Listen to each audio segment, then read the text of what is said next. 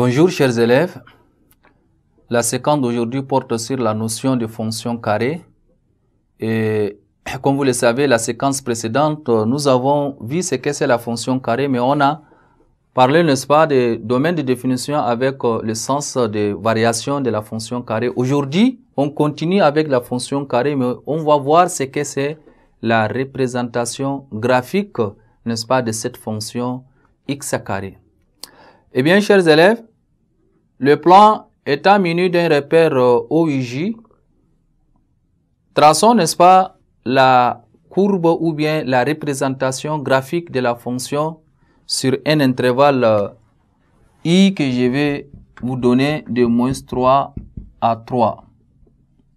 On va tracer sur cet intervalle-là. Puisque nous, on a déjà vu le sens de variation, pour tracer une telle fonction, on va utiliser la table de valeurs. On prend une table de valeurs et cette table de valeurs, on va essayer de donner ce qu'on appelle le nombre compris entre -3 et 3.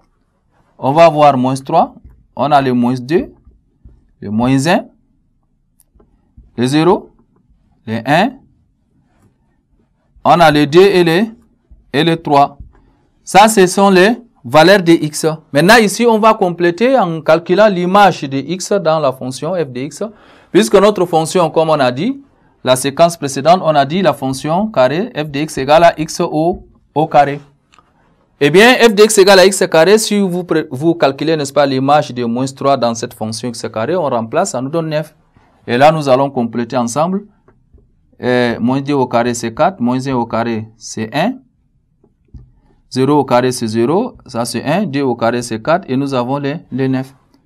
Alors, avec cette table de valeurs, on peut obtenir ce qu'on appelle une représentation graphique. Si vous voulez, très rapidement, on va tracer la représentation graphique. D'abord, il nous faut le repère orthonormé.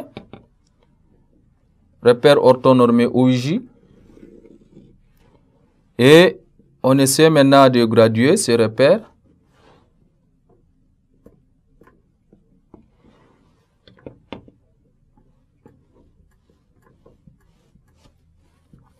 Voilà le repère OIJ. Voilà. Donc, s'il faut tracer la représentation graphique de x carré, nous avons notre tableau, la table de valeurs. Pour les valeurs de x, on a le -1, le -2, le -3, on a le 0, 1, 2, 3. Et on a dit que x égale à -3, y égale à combien? Égale à 9. 1, 2, 3, 4, 5. On peut même graduer comme ça. 3, 4, 5, 6, 7, 8, 9. Donc, nous avons le 9. On va projeter pour trouver un point ici.